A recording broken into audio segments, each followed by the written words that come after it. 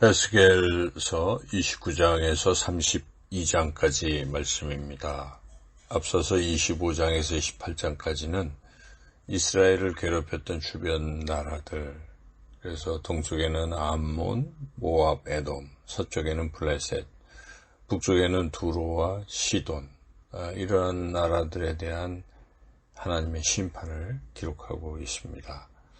이제 남쪽에 마지막 남은 남쪽의 애굽에 대한 심판 이야기인데요. 이것은 에스겔서 29장에서 32장까지 걸쳐서 기록되고 있습니다. 특별히 애굽에 대한 심판은 이렇게 가장 길게 기술을 하고 있는데, 그 이유는 그만큼 애굽이 이스라엘에 대해서 아주 관련이 깊기 때문입니다. 어찌 보면 애굽은 이스라엘의 정신적인 지주가 되어서 이스라엘이 하나님을 의지하지 못하도록 했기 때문에 그 심판의 정도는 더 컸고, 그래서 심판의 기록도 길게 나와 있습니다. 이제 한 장씩 살펴보면 29장에서 애굽 왕은 나일강을 자신이 만들었고 자신의 것이라고 주장을 합니다. 그래서 하나님의 심판을 받게 되는데, 바로 왕이 나일강이 자신의 것이라고 주장하는 것은 죄입니다. 왜냐하면 나일강도 하나님께서 만드신 것이고 하나님의 것이기 때문입니다. 우리도 혹시 애굽 왕처럼 내가 지금 가지고 있다고 해서 이거 내 것이라고 주장하고 있지 않는가? 우리가 가지고 있는 이 모든 것이 사실은 하나님께서 맡겨주신 것임을 우리가 결코 잊어서는 안 됩니다.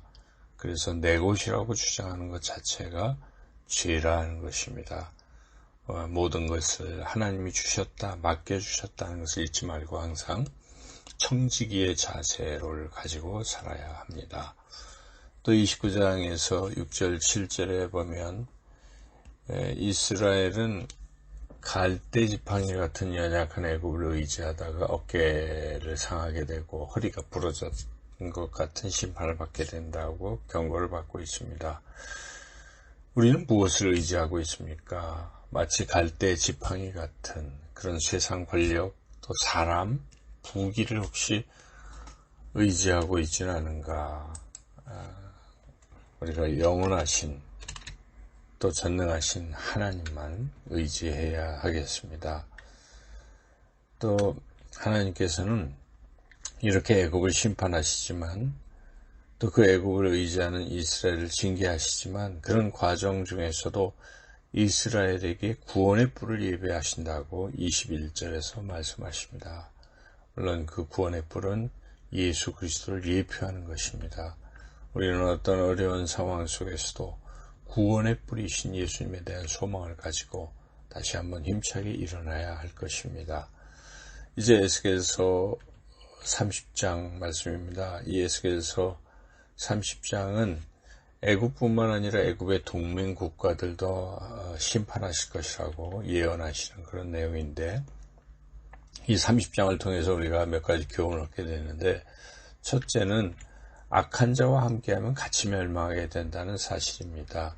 하나님께서 악한 애굽뿐만 아니라 애굽과 동맹을 맺은 주변의 여러 나라들, 구스, 붓, 룻, 국 등 그런 모든 나라도 심판하실 것이라고 말씀하고 있습니다.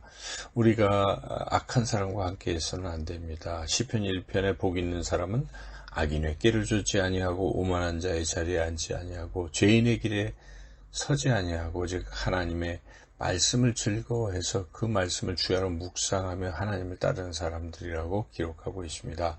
우리는 악인과 함께 해서는 안 됩니다. 같이 멸망하기 때문입니다. 둘째로 이 30장에서 주시는 교훈은 이 역사의 주관자는 하나님이시라는 것입니다. 하나님께서 애굽 왕 바로의 팔을 부러뜨리시고 바빌론 왕 느부갓네살의 팔을 경고케 하셨다고 말씀하십니다. 이는 하나님께서는 이 역사를 주관하고 계신다는 것이죠. 우리는 역사의 주관자가 하나님이심을 늘 잊지 말아야 합니다. 사람들에 의해서 역사가 흐르는 것으로 우리가 착각합니다. 그러나 그 역사의 배후에 하나님의 손길이 있음을 항상 잊어서는 안 될 것입니다. 세 번째로 22절을 통해서 하나님은 애굽 왕의 두 팔 중에 한 팔이 성하고 다른 팔은 꺾인 상태에 있던 그 애굽 왕의 두 팔을 다 꺾으시겠다. 그러니까 우리가 조금이라도 힘이 있을 때 회개하고 하나님 더 의지해야 한다는 사실이죠. 우리가 몸에 조금이라도 성한 부분이 있을 때 그 성한 부분도 혹시나 상실되지 않도록 주의해야 합니다. 두 눈 중에 한 눈을 실명하신 분이 다른 한 눈마저 관리를 못한다면 완전히 다 볼 수 없는 운명을 맞아야 되지 않겠습니까? 그래서 우리가 징계를 받아서 어떤 부분이 상했다고 할지라도 남아있는 부분을 지키기 위해서 우리가 진정으로 회개해야 한다는 것입니다. 회개의 길을 놓치지 말라는 것입니다. 이제 에스겔서 31장 말씀입니다. 에스겔서 31장 말씀에서는 아수르와 비교를 해서 애굽에 대한 하나님의 심판을 예언하고 있습니다. 아수르는 강대한 나라였지만 교만했기 때문에 하나님의 심판을 받아서 바벨론의 느부갓네살 왕에게 멸망되죠. 주전 609년에 멸망되는데 그와 같이 아수르처럼 애굽의 바로 왕도 한때는 아름답고 크게 하나님이 해주셨지만 그 애굽 왕도 마음이 교만해져서 결국 지옥까지 떨어지는 하나님의 심판을 받을 것이라고 경고를 받고 있습니다. 우리가 이 말씀 31장을 통해서 사람은 잘 될 때 교만해지기 쉽기 때문에, 그런데 그 교만 때문에 패망하게 될 것이기 때문에 우리가 잘 될 때 하나님의 은혜로 알고 겸손해야 할 것입니다.